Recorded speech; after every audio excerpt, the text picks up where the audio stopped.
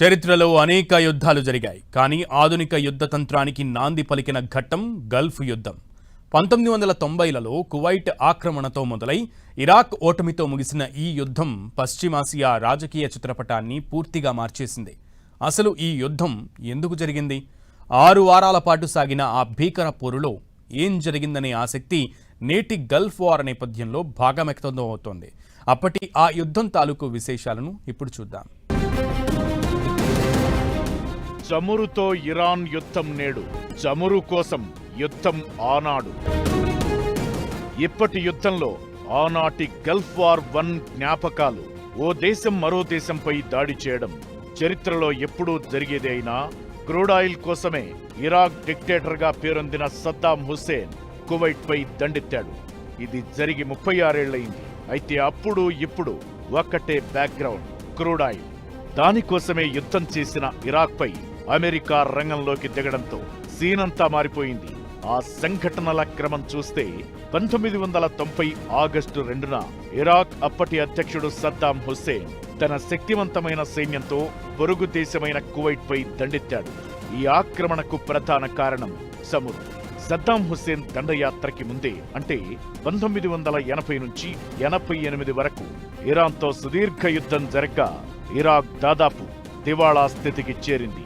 దాని నుంచి తప్పించుకునేందుకు కావచ్చు, చమురు బావులపై కన్నేసి కావచ్చు, కువైట్ ని పూర్తిగా వశపరుచుకున్నాడు. దానికి ముందు సద్దాం హుస్సేన్ తమ ఆయిల్ రిగ్గులను కువైటే క్రూడాయిల్ దొంగతనం చేస్తుందని కూడా ఆరోపించాడు. 2 రోజుల్లోనే, అంటే 1990 ఆగస్టు 4 కల్లా ఇరాక్ 19వ రాష్ట్రంగా కువైట్ ని ప్రకటించాడు. అయితే సీన్ అక్కడితో ఆగిపోలేదు. ఐక్యరాజ్యసమితి ఇప్పుడున్నంత బలహీనంగా అప్పట్లో లేదు. ఇరాక్ మందబలాన్ని ఐక్యరాజ్యసమితి తీవ్రంగా ఖండించడమే కాకుండా ఇరాక్పై దండయాత్రకి సన్నాహాలు చేసింది. దీంతో ఆపరేషన్ డెజర్ట్ షీల్డ్ పేరుతో ఎడారి తుఫాన్లాగా ఓ పెద్ద యుద్ధాన్ని రెడీ చేసింది. దానికి అమెరికా అధ్యక్షుడు జార్జ్ బుష్ కూడా సై అనడంతో 35 దేశాల కూటమి ఇరాక్పై యుద్ధానికి సిద్ధమయ్యారు. దానికి అమెరికా ముందుకు దూకడానికి కారణం కూడా ఉంది. చమురు నిల్వలు ఇరాక్ చేతిలోకి వెళితే ప్రపంచంపై ఆధిపత్యం, ఆర్థిక వ్యవస్థలపై పట్టు తమ నుంచి జారిపోతుందనేది అమెరికా ఆలోచన. అలా సంకీర్ణ సేనల నుంచి జార్జ్ బుష్ 1991 జనవరి 15 లోపు కువైట్ ను వదిలి వెళ్లాలని సద్దాంకు అల్టిమేటం జారీ చేశారు. అమెరికా ఇచ్చిన హెచ్చరికను సద్దాం హుస్సేన్ అస్సలు కేర్ చేయలేదు. దీంతో 1991 జనవరి 17న మిత్ర దేశాల కూటమి యుద్ధాన్ని ప్రకటించింది. దీనినే ఆపరేషన్ డెజర్ట్ స్టార్మ్ అని పిలుస్తారు. మొదట వైమానిక దాడులతో ఇరాక్ సైనిక స్థావరాలను, కమ్యూనికేషన్ వ్యవస్థలను ధ్వంసం చేశారు. టెక్నాలజీని ఉపయోగించి చేసిన ఈ దాడులు టీవీల్లో ప్రత్యక్ష ప్రసారం కావడం అప్పట్లో ఒక సంచలనం. ఫిబ్రవరి 24న పూతల దాడులు ప్రారంభమయ్యాయి. కేవలం 100 గంటల్లోనే మిత్ర దేశాల సైన్యం ఇరాక్ సైన్యాన్ని చిత్తు చేసి కువైట్ ను విముక్తి చేసింది.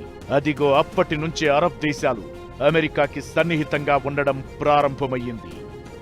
అయితే ఇక్కడే ఇంకో విషయం కూడా చెప్పుకోవాలి. ఘోరమైన ఓటమితో రగిలిపోయిన సద్దాం హుస్సేన్ కువైట్ నుంచి వెనుదిరుగుతూ ఒక దారుణమైన పని చేశాడంటారు.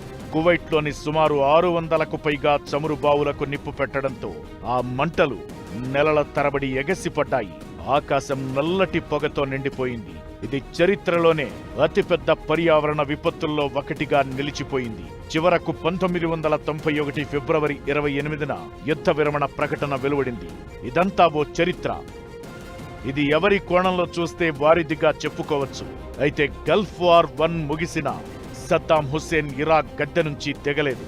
ఇరాక్పై ఐక్యరాజ్య సమితి కఠినమైన ఆర్థిక ఆంక్షలు విధించింది. ఈ యుద్ధం అమెరికాను ప్రపంచంలోనే సూపర్ పవర్ గా మరోసారి రుజువు చేసింది. ఆధునిక ఆయుధాలు, స్టార్మ్ బాంబులు, GPS టెక్నాలజీ యుద్ధాల్లో ఎంత కీలకమో ఈ యుద్ధం నిరూపించింది. పశ్చిమాసియాలో అమెరికా సైనిక జోక్యం పెరగడానికి ఇది పునాది వేసింది. ఇది తరువాతి కాలంలో అనేక పరిణామాలకు దారితీసింది.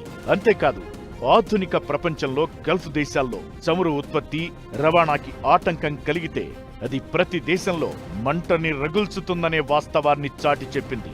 ఎందుకంటే అప్పటి ఆ గల్ఫ్ వార్ కారణంగా భారతీయులంతా త్యాగాలకి సిద్ధం కావాలనే సంపాదకీయాలు, ఇక్కట్లపై వార్తలొచ్చాయి. అలానే గ్యాస్, కిరోసిన్ బ్లాక్ మార్కెట్లకు తరలడం, పెట్రోల్, డీజిల్ కోసం తీవ్రమైన పోటీ ఏర్పడడం చోటు చేసుకున్నాయి. ఆనాటి ఆ జ్ఞాపకాలన్నీ ఇప్పుడు జరుగుతున్న ఇరాన్ అమెరికా వార్తో మరోసారి కదలాడుతున్నాయి.